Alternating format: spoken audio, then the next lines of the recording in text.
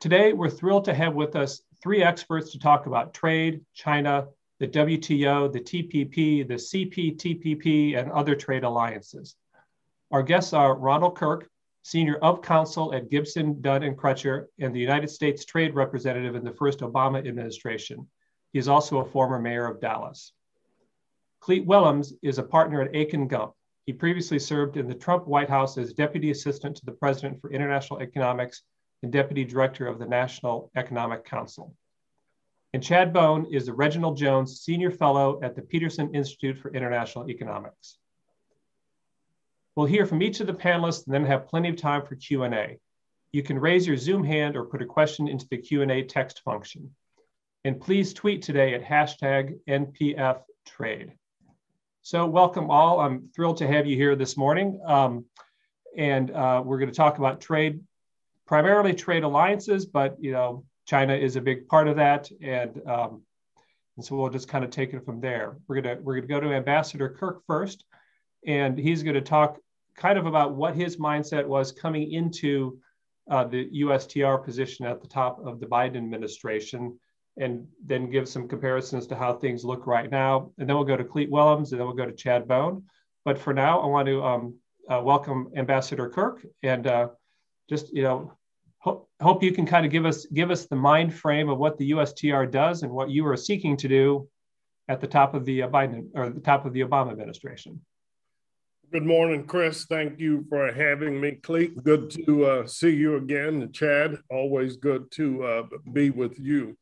Let me say at the outset that although I think there are some similarities between the environment writ large that the Biden-Harris administration is coming into versus what we inherited during the first term of the Obama-Biden administration, there are similar in that I think the overriding issue, which should be in focus of not only the president and vice president and the health team, but the entire new administration is going to be to get control of this pandemic and to do everything we can to try to get America's economy going and America back to work. Now, you wouldn't think of trade as having a role within that, but as we know, and we don't have to go into that here, because of issues of tariffs and supply chains, they did play some role, at least in making sure that Americans and particularly physicians had access to the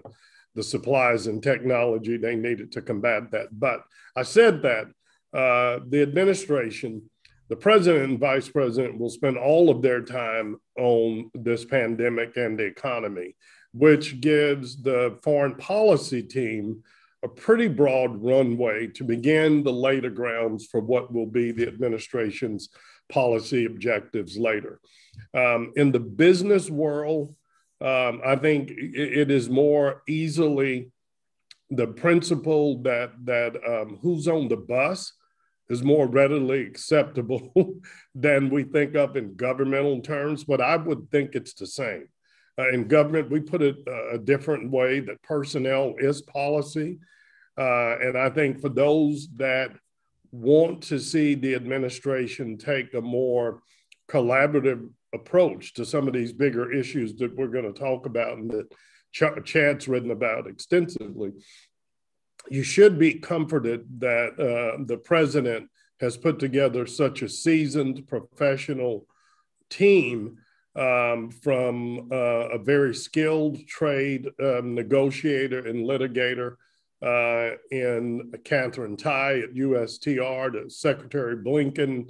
You mentioned you're going to have Secretary Vilsack on. We don't often think of agriculture, or we don't think enough of the critical role that agriculture plays in our trade policy, but they do. And right on down the line from Secretary Yellen and others at Commerce. And so I think if you look at that team, you can reason that I don't think the approach will be identical to that in the Biden administration, but it will be a team that will have much more respect, I think, for our traditional alliances and the global institutions, much as then Senator Biden had when he chaired the Senate Finance Committee all those years.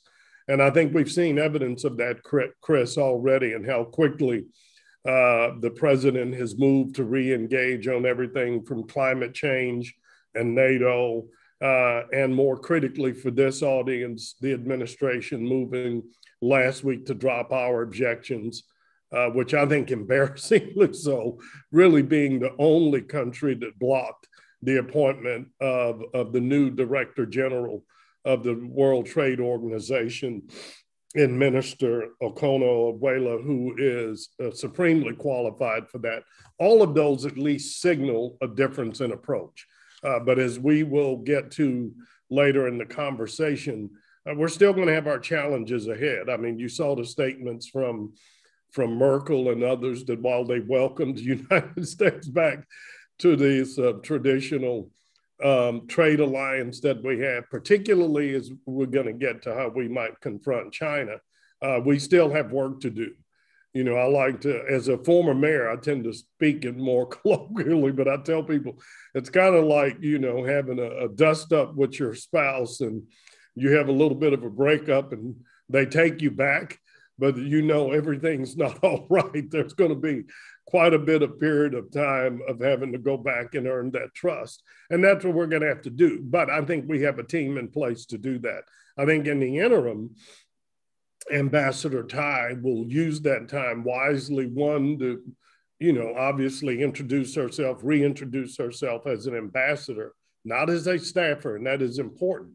And that's one thing I've shared with Catherine, whom I was privileged to work with at USTR. As talented as she has to understand now, USTR is the only agency created by Congress and given the sole responsibility to speak for and negotiate on behalf of not only the president, but the US Congress. And so she's got to make sure she understands that while she will enjoy, I think, a lot of currency, certainly with our oversight committees, the House Ways and Means and Senate Finance committees, that she now speaks for the president. And the sooner that she can develop that relationship and give countries with whom she will be negotiating the confidence that when she speaks, they're hearing from President Biden, I think the more effective she will be. And I think Cleet probably understands it better than anybody, having been within the White House in that role. But I know we want to get to the other speakers, but broadly, I don't think we're going to see any immediate policy goals. There never is, notwithstanding all of the cries we will hear that the administration doesn't have a trade policy. He does. I think the vice president clearly understands the United States has to be engaged in the world's economy in order for us to have a healthy economy, but that has to be in a much more collaborative and thoughtful way. Okay, well, let me ask one question, then we'll move on to Cleet. When you came into office in 2009, we were going from a Republican administration to a Democratic administration. Now we're going from a Republican administration to a Democratic administration. You know, but I mean, how much continuity was there from the Bush to the Obama years, and how? I'm assuming there was a lot more continuity as compared with what is a far more kind of abrupt change from Trump to Obama, from Trump to Biden. Is that a fair assumption? You know, they're always look. What has earned the United States the unique role that we play in global affairs is that we are a fairly constant voice for certain principles, particularly as it relates to the rule of law, fair play, abiding by norms. Now that will be nuanced from Democratic to Republican administration. And we often are confronted with complaints from different partners around the world. Well, nothing really changes. You know, when you go from Bush to Clinton to Bush to Obama, but it'll change in the nuance. I mean, I saw it as low-hanging fruit, frankly. In our case, for example, we inherited unpassed trade agreements with Korea, Panama, and Colombia because of different objections with each one, but a lot of them around issues that were important, particularly to labor and Democratic constituencies. I thought that was a gift to us because I immediately reached out to labor. I met with every union head, invited them back to the table. We reconstituted the labor task force chaired by USTR and the labor group. Now, that didn't get labor all on board, but that was critical to our ability 3 years later to be able to do something unprecedented. And that was pass all three of those trade agreements in one night, along with renewing the trade adjustment assistance program for displaced workers. So I think you'll see some of those same strategies, but that'll be up to Ambassador Tai. I came in more as a trade ombudsman from my experience. You know, most mayors are at the forefront of trade promotion.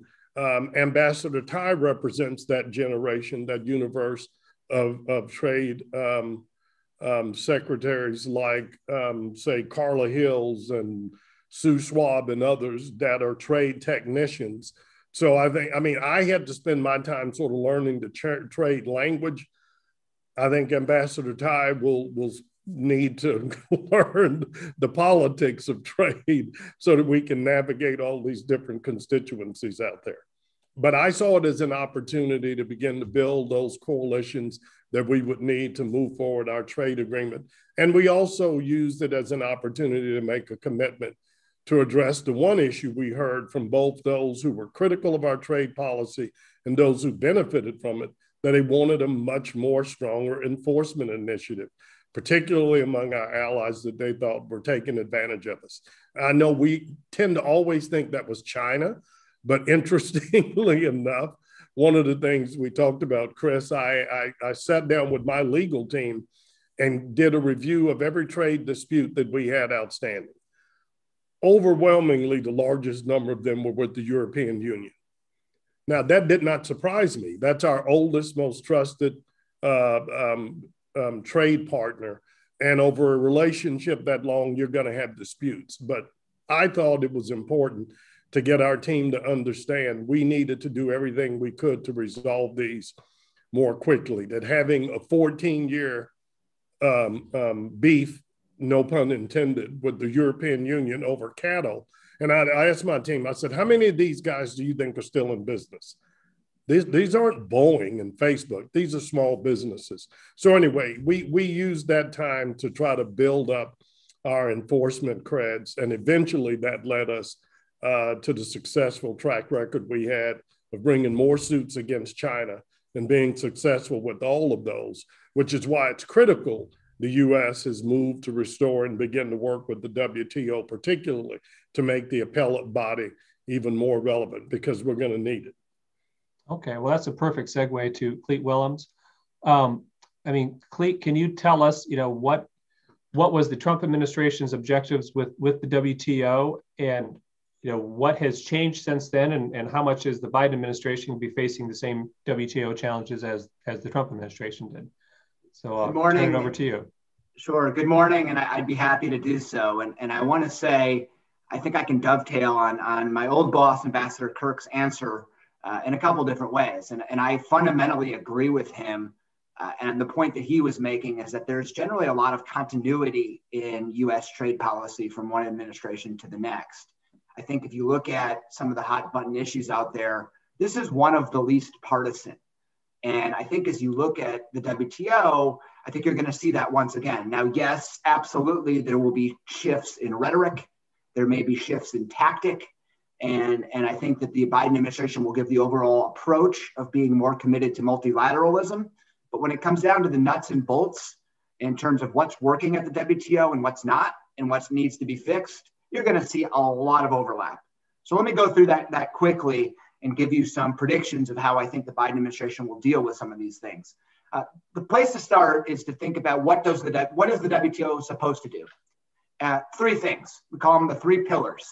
Number one, it's supposed to negotiate agreements that set standards, global rules that we need to follow, whether it's protecting intellectual property, lowering tariffs, and generally liberalizing our markets, avoiding having too many subsidies in place, things of that nature. Now, the WTO in 1994, 1995 actually when it started, but 94 when we concluded the negotiations. It had a set of rules that really helped lower tariffs around the world, raise standards for intellectual property, did a bunch of great things. The problem is it really has not been modernized in any significant way in 25 years. We don't have agreements that deal with some of the most pressing issues that the Biden administration is talking about, environment and labor. We don't have rules that deal with digital technologies. We don't have rules that deal with some of the biggest problems from China. And we have rules in place that are very inequitable in terms of how much we have to lower our tariff rates. The US under WTO rules is required to have much lower tariffs than China. And I just think we're at the point in time where that isn't seen as fair or just given China's rise within the international economy. And so there's a very big need here to update the rules. And I will say the Trump administration, the Biden administration, just like the Trump administration, is going to find that there are two big impediments to that. The first one is the need for consensus. Everyone has to agree. And you do have certain countries, yes, China probably doesn't want to agree on things that deal with state-owned enterprises or non-market economics, but India and South Africa have been a thorn in the side of the US negotiators for years, not wanting to update the rules, not wanting to liberalize, and essentially arguing that liberalization is anti-development. And I think the last administration hit the nail on the head when they said there's really a philosophical difference here about what the WTO is and should do moving forward. And I think that's going to remain a problem for the Biden folks. There's also the related problem of developing country status, again, where certain countries like China say they don't need to take on the same level of commitment as the United States. And we're just not in a position politically or economically where that should be the case. The second thing that the WTO does is dispute settlement. So we've got this set of rules. Someone breaks those rules, we need to enforce it. And the appellate body has been great for us in many ways. The US has won more disputes than anyone else. We've got a great track record. Ambassador Kirk can tell you that as well. We won a lot of cases on behalf of our farmers and our workers in the United States. But there are some serious problems with it as well. The big one that you hear about is an issue of overreach, where the appellate body, there have been certain issues where the US wanted to give itself policy space, such as on trade remedies. And the appellate body basically read that out of the agreement and said, this is the exact way in which you have to implement your anti-dumping duties, your countervailing duties. And by the way, it's really, really restrictive and doesn't let you deal with the problems posed by China. So there's this issue of overreach and filling in the gaps because the negotiators haven't been able to update the agreements. The appellate body comes in and fills in those gaps. A second problem is the length of time it takes to get a resolution. It's really hard, and I'm in the private sector now instead of in government. It's really hard for me to go to one of my clients and say, you've got a trade problem, go to the WTO, get USTR to bring a case, and maybe in 7 or 8 years, you'll have a resolution. It's a lot easier to say, try to get them to bring a 301, and then you can have tariffs in 12 months. And so we really need to figure out how to make the system shorter. And you also, I think, have this problem where there's an imbalance between the members and the institution. You have a secretariat that has grown in strength and really makes these decisions. And in many ways, from the US perspective, is try to build a global court. And so that's the dispute settlement system. And then finally, the last one is the third pillar is on transparency and monitoring. And really what this is about is you notify your measures to the WTO, you tell them how much subsidies you're providing. And it's really important for traders to have certainty about the environment in which they're trying to sell their goods. It's important for WTO members to be able to know what others are doing so they can assess whether they are violating those agreements. And the compliance rate on that stuff has been between 25 and 50% for most of the agreements, which is really terrible. And so you've got all three of the pillars that have not been living up to the ideal that they were set out to achieve, to liberalize trade, to provide certainty, to expeditiously resolve disputes between the members. And so I think, let me talk a little bit about how the Biden administration is going to approach this and contrast it with Trump. First thing is, I think there is going to be a clear difference of rhetoric, and they're not going to fight the fights that are unwinnable. Perfect example is the Director General. Look, I get why the Trump administration took the position they did. The Koreans showed a lot of courage and leadership under Trade Minister Yu. They were one of the only countries to give up their developing country status, to say we've graduated and that we're no longer going to ask for special treatment. So I think Trade Minister Yu is also a trade expert, whereas Ngozi, you know, again, people say great things about her. I don't know her personally. She seems like, you know, she has a lot of charisma and maybe can be a leader. But let's be honest, compared to a trade minister, her learning curve on trade is pretty significant. And so, you know, look, so that's why the U.S. objected, but they were never going to win that. And so it was really an easy move for the Biden administration to just come in and say, look, everyone else wants the other person. This is a consensus organization. We're never going to win. So I think, you know, it just shows this engagement. I think the rhetoric's not going to be as harsh about the WTO. And I think they're going to look for small wins. You know, we can talk about this in greater depth in the questions. I mean, there's some small places to get some wins when it relates to the coronavirus. Maybe we can finally get fisheries subsidies across the finish line, but those aren't big deals. I mean, I think those are small things. Then when it comes to the negotiations, I think the Trump administration probably gets less credit than it deserves for really trying to reform the negotiating function, trying to propose new agreements. Very robust commitment from the Trump administration. And there were some successes, as I mentioned, on the developing country status issue with Korea, with Brazil, with Taiwan, all relinquishing their status. But there's fundamentally a consensus problem there. And I think the Biden administration will have to think long and hard about how they're going to get through that, whether plurilaterals are viable under the WTO or whether they're going to have to look at something else.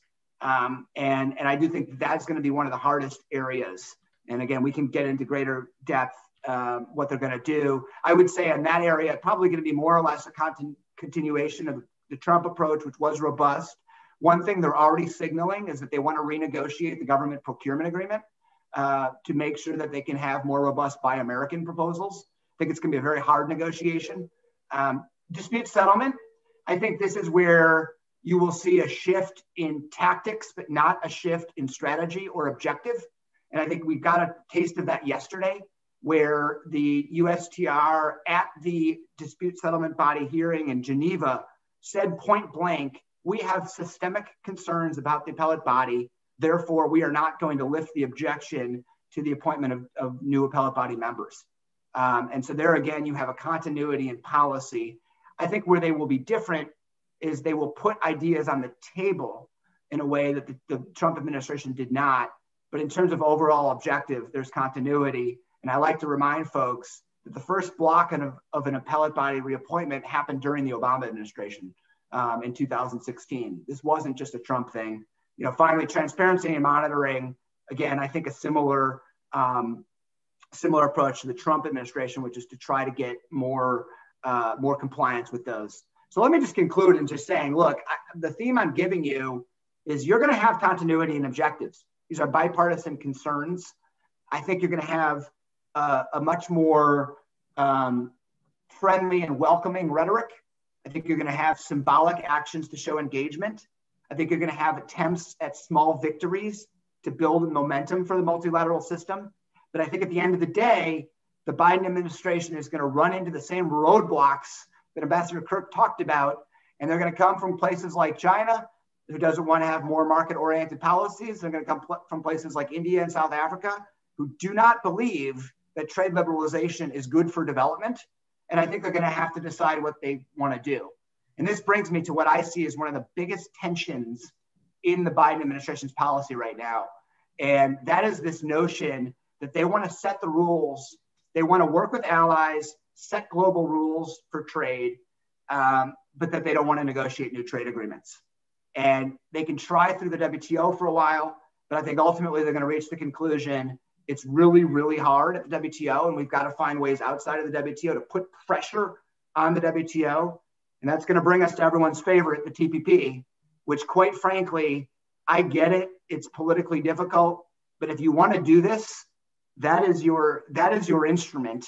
They need to find a way to get back there. They're not going to be able to just jump in headfirst to the whole comprehensive agreement. But I hope what we see is building block agreements in the region, a digital trade agreement with Australia, digital trade agreements with Singapore, sectorals with Japan, and that builds up the Indo-Pacific, it builds up the TPP partners, and then eventually we can turn that into a really gold standard agreement that puts pressure on the WTO, which if everyone will remember, The reason we got updated rules in 1994 for the WTO is because what we did on NAFTA.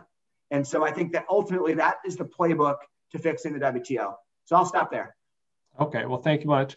So I just want to remind all of our listeners out there that you can ask questions. If you see the little yellow raise hand button at the bottom, you can raise your hand and we'll work you in for a audio question. We'll turn the microphone over to you. You can also submit a question via the Q&A chat function, and we're getting some questions there, and we'll get to those in a second.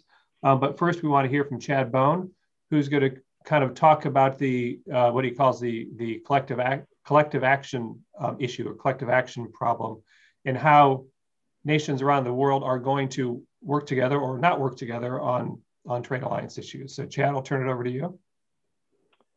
Thanks, Chris. Cleet, Ambassador Kirk, it's a pleasure to be here with you as well. So what I thought I would use my kind of opening minutes is to pivot maybe away from the WTO and talk about the elephant in the room, which is China. And because I think when you hear about the Biden administration talking about alliances on trade, inevitably that's kind of where things are going back to. So what does that mean in practice? Well, I think historically, and Ambassador Kirk already talked about this a bit, one of the kind of the two big tools the United States had been using, I think prior to the Trump administration, to think about the challenges that China addressed were WTO dispute settlement. So between when we started filing disputes against China around 2006 and the entry of the Trump administration, we brought, I forget, more than 20 against China and fewer than a dozen against the rest of the world combined. It was basically, we were using dispute settlement at the WTO to hold its feet to the fire. Now, we can suggest that that wasn't enough and that was never going to be enough, but that was done not only with the WTO, but frequently with allies as well. So you had disputes, whether it was on rare earths or various subsidies, where the Europeans would come along, the Canadians would come along, the Japanese would come along, and this collective pressure would help get China to ultimately comply with these legal rulings. So it was that and TPP, right? Creating new rules, updating the rule book in a way that the WTO process had effectively blocked on the negotiating side. I agree with Cleet there. That was the approach to kind of deal with what were the foreseeable challenges in thinking about China. Now, obviously, around 2013, 2014, China has changed its trajectory in becoming more and more state-oriented since that period of time, and it escalated, during the period of the Trump administration. Kind of the second half of the Obama administration took an additional bilateral approach with China on the bilateral investment treaty negotiations. And the Europeans ultimately did this as well. A lot of the elements that were in the bilateral investment treaty negotiations on the American side were ultimately captured in the phase one agreement, some rules and disciplines on forced technology transfer. The Europeans got similar provisions in their recent CAI agreement with China. But I think what both realized, the Obama administration with bilateral investment treaty that didn't ever get to the finish line, the Trump administration with phase one, and the Europeans with CAI, is the issues of systemic reform with China can't be handled bilaterally. So when you're talking about the issues of, in particular, Chinese subsidies and their state-owned enterprises and those types of things that we're worried about, none of us can work with China on our own to deal with those areas of concern. And I'm an economist. I was actually at the Council of Economic Advisors during the first term of the Obama administration. So indirectly, I worked for Ambassador Kirk as well on these trade issues. But from an economics perspective, the reason why this isn't going to work is it's a little bit paradoxical, but the issue is none of us, individual countries or the European Union, this collection of countries, has enough incentive to push the job ahead on our own. And the reason why is because if China ultimately becomes more market-oriented, starts protecting intellectual property rights better, that not only benefits American companies and American workers, but it's also going to benefit the Japanese companies and workers, the European, the German companies and workers. And what that means is we don't have enough incentive as Americans to do the job all by ourselves. We're never going to push the Chinese far enough all by ourselves to get the job done. if this is something that we're actually concerned about, we need to do it collectively with the same sorts of allies that have the same interests that we do. So under the Trump administration, so what's the path forward on this particular set of issues? And I'm not optimistic that a fully fledged WTO single undertaking kind of agreement could ever work for, I think, the reasons that Clete laid out. But under the Trump administration, what had been happening sort of along the sidelines was this thing called the Trilateral Initiative, where the Europeans and the Japanese and the administration got together periodically and were trying to develop some new rules to ultimately someday create some perhaps plurilateral, a group of countries would sign up, the most important countries, disciplines on things like subsidies. Obviously, COVID hit, and that ran into some difficulties, but I think that is a potential path forward. The Europeans, sort of in recognition of the changeover in the administration in December, released a 11, 12-page document, kind of elucidating what they saw as an action plan for engagement with the United States in the new administration in areas of joint concern. And one of those key areas, of course, was China.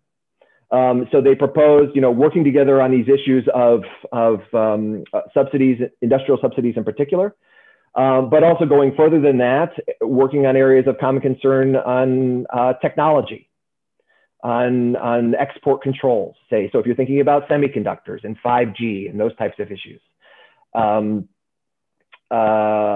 foreign investment screening, right? The common concerns that we might have with the Chinese approach there. In any case, there is a path. The Europeans have sent signals, and the Biden administration, we're still waiting to hear any details about what it means when they say that they want to work with allies. I think they're studying it, trying to learn about what the imminent concerns are and what the potential paths forward are. But I think there is a roadmap there for how one might engage to go down this path. That being said, no one should be thinking that this is going to be easy. Right? We've never actually done this before in any sort of real sense. So the first thing that would have to happen is we would have to settle all of the internal squabbles that I think Ambassador Kirk pointed out rightly that are in the family first, right? And if we're talking about beef or genetically modified foods or Boeing and Airbus subsidies, all of these things that we have been unable, the Appellate Body and trade remedies in the United States, all of these relatively minor, small things in the context of when you're thinking about the bigger issue of China, but nonetheless have been holding us back in terms of being able to work collectively. So we have to first resolve those kind of internal differences between ourselves and some of these other key alliance partners, and then turn to the kind of collective approach. That's potentially a path forward, I think, for the Biden administration. They've sent signals, but I think actually operationalizing that in practice is going to be quite a challenge. So I'll stop there. All right. Well, thank you very much. So we have some questions coming in, and I have a handful of questions, and we'll get to as many as we can. This program we have a hard stop at 10 a.m. Eastern. A couple of the speakers need to move on to other things in their day job. But I do want to start with Ambassador Kirk. As Clete was talking about, and I see he wrote recently, he was talking about the 3 pillars of the WTO: negotiations, implementation, and monitoring, and dispute settlement requiring drastic reform. I'd like to get your sense on just that notion that, Ambassador Kirk, that the WTO pillars require drastic reform. And in general, I mean, do you think the U.S. is getting a fair shake at the WTO?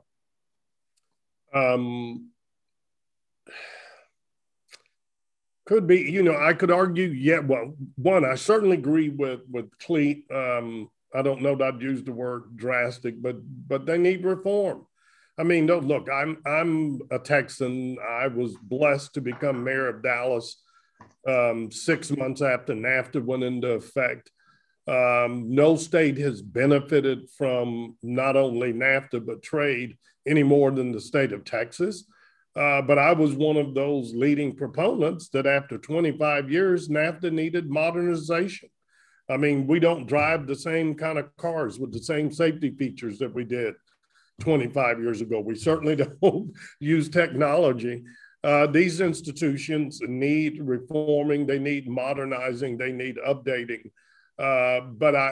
Yes, I agree with Cleet, but I would also say, and Chris, the reality is all three of us think alike on this stuff.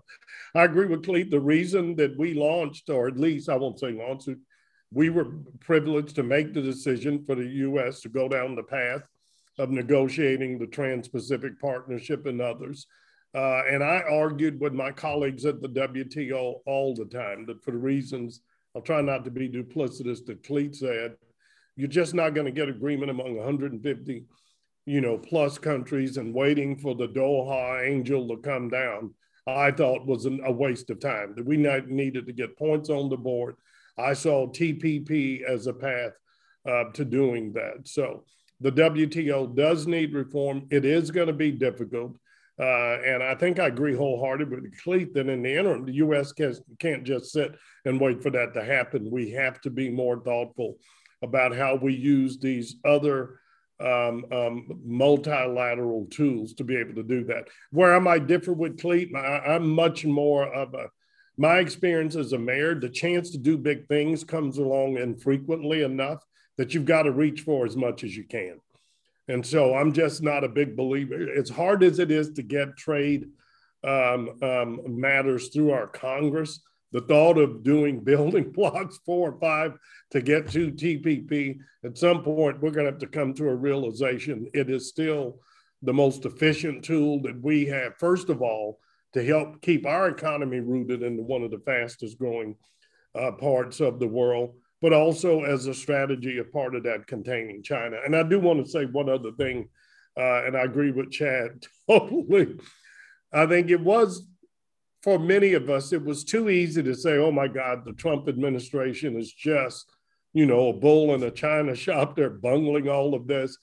And in a way, we've given China a pass. To go back to Chad's point, this is going to be a very difficult proposition. This is not the same China with the same ambition that we welcomed to the World Trade Organization over 20 years ago.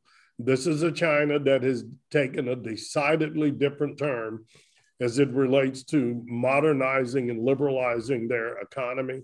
And so we had better be prepared to have a thoughtful, reasoned, collective approach, but be in this for the long haul, but be willing to use these other tools that we have in the meantime.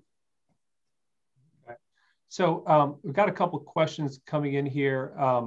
This is a fairly a broad one. I'd like Chad to take a whack at this first. This is from Caroline Messakar from Argus Media. Is there a risk that the level of ambition will fall when the roadblocks emerge? I mean, I guess that's in terms of trying to move forward on these different alliances. Are we gonna stall out because of some of the persistent roadblocks? Well, I mean, I think that's one of the inherent challenges that we have had kind of in engaging with the allies, right? Is that, we have traditionally been, as the Americans have been more gung-ho about getting stricter disciplines on subsidies and state-owned enterprises because we have fewer of them, right? State-owned enterprises, certainly. The Europeans, the French especially, and other countries in Europe are more familiar with state-owned enterprises, right? And so they have defensive equities, defensive concerns about any new rules that have to get written. And so, yeah, that is one of the challenges that I think we're coming up with in even getting this process started. That being said, as Ambassador Kirk just said, China is getting bigger, every day. And there's a sense in which if you want to try to develop new rules, because there's areas of how its economy is evolving that you're very, very concerned about, you have to do it sooner than later, right? And so you're going to have to make these internal compromises so that you can actually get started on the bigger picture challenges that confront you. Okay.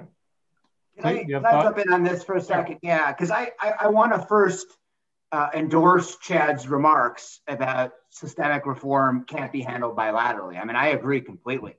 I was a negotiator in the phase 1 deal. I can tell you how hard it was. I mean, we did not get provisions in that deal that dealt with the big structural issues when it comes to SOEs, when it comes to industrial subsidies. The Europeans really didn't either. If you look at the CAI, they're talking about it, but if you actually look at the provisions, they're very minuscule and in some ways just sort of restate some WTO provisions. So the only way this ever gets done is if you do it with a bunch of countries pushing China, trying to portray China as an outlier, and then getting them to change. China doesn't like to be seen as an international outlier. And so I think we need to use that to our advantage. But the ambition problem is real. And Chad talked about the trilateral. I was there when we launched the trilateral. It's a great initiative, but the problem is we couldn't even agree among the three of us on what an industrial subsidy was. And part of the reason, and I don't want to point fingers at anyone, but we felt from the U.S. perspective that some of the others were sort of trying to protect their own. They wanted to preserve their own industrial subsidies. And I think at the end of the day, and this is where I want to go back to Ambassador Kirk's remark about, I'm a technician maybe more than a politician. But the point is, at some point, we got to say, you know what? Maybe we're going to have to give up a little on what we're able to do, or maybe we're going to get sued on our industrial subsidies, but it's worth it for the greater good because China's are so much bigger and so much more distorting in the global economy. And so we're going to have to do some things that are politically unpopular at home in order to get the big fish, which is to fix the China problem. And I think that's where we're at right now with the EU and Japan. Now, what I recommend is sort of thinking about bringing in another country that can raise a level of ambition. And I like the idea of Australia.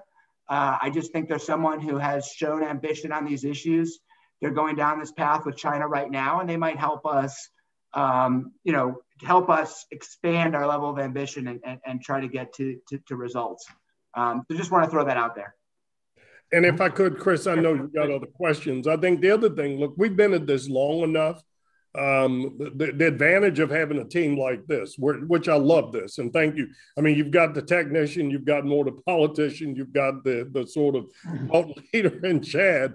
Look, we didn't just show up to this game and go, oh my God, what do we do with China? We've been at this now, arguably since before, but the most recent engagement started with Nixon and Kissinger.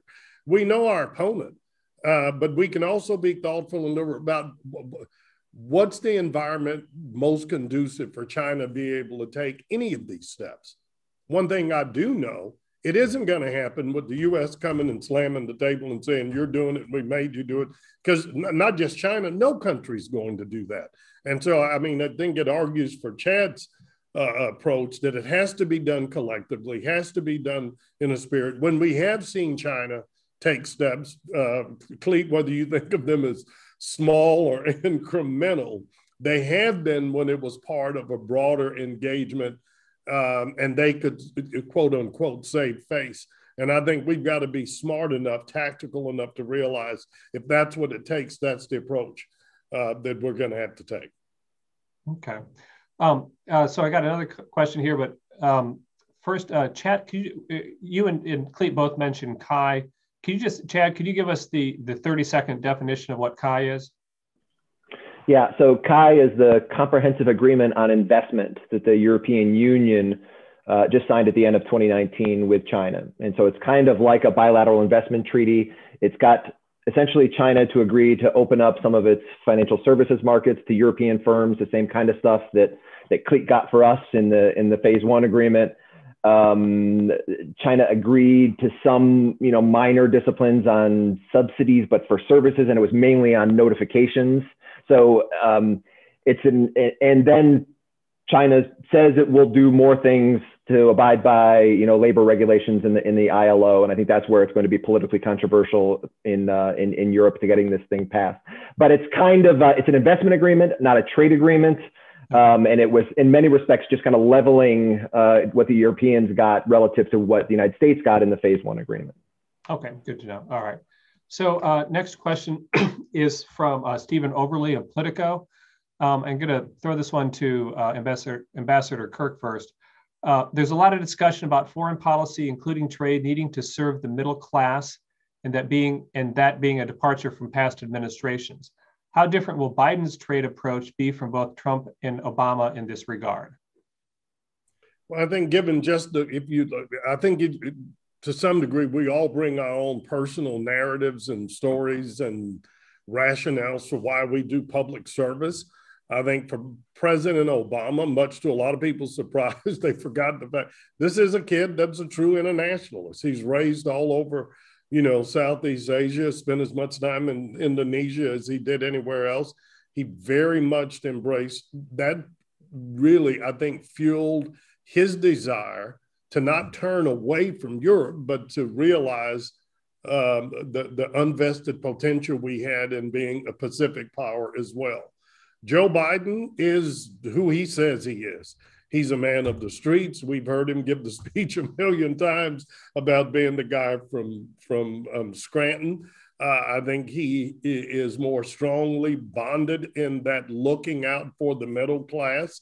And so I think you'll see that elevated even more in a Biden-Harris administration than it was in the Obama administration. Now, I don't think that's a bad thing. I remember doing an event like this when I first came in, Cleet, and I went over to do something for the Aspen Institute. I gave my little trade speech that my staff had written for me, and nobody told me. Then during the question and answers, they brought out the former Fed Chair Alan Greenspan. And I mean, I about panicked. And Greenspan, the first question he gave me, was the roots of trade. And he said, since when did trade become about, jobs and something rather than the efficiency of moving and producing goods? And I said, Mr. Chairman, with all due respect, when our unemployment rate hit 13%. Now, this is where I may differ from trade and chance. For me, this isn't a change. As a mayor, and this is what frustrates me as a Democrat of my own party. If you're not talking about jobs, you're not talking to the American people. And the reality, the dynamics that I think that led to the election of Donald Trump were the same that led to, since we're talking transatlantic, the same dynamics that existed in Europe that led to Brexit. And that as our economies have evolved, we are at a state, the most pressing question facing families in advanced developed economies like in Europe and the US is, where the hell are my kids going to go to work? Where are the next generation of jobs going to come from? And they get trade writ large, but these are people who easily buy the argument that trade now is manifest in Europe and the US as we get cheaper laptops and t-shirts and supplies, but all the jobs are going to, and you fill in the bad actor, Mexico, Malaysia, China. And if we can't draw a straight line between our trade policy and how that's going to fuel economic growth at home and in the future, we're just throwing up, kites in a wind in our face with no string. Now, I think we can do that. I think you can make a very compelling argument that what we did with Panama, Colombia, Korea, what we were attempting to do with the Trans-Pacific Partnership, all help us answer that question. And the mayor in me always starts with one simple number with every group I tell them. We're 5% of the world's population. We aren't going to succeed economically not competing for that other 95%. And the good thing, Made in America is still the most treasured brand in the world. And if we can get out and compete for the hearts and wallets of these new consumers, that's how we drive our economy. Chris, if you don't mind me just jumping in really, and I'll be concise because I know you've got other questions. But look, I mean, I can't help coming in and quoting Bob Lighthizer, who I also used to work for and work with on this. And what he said during the Trump administration was, well, look, if a t-shirt costs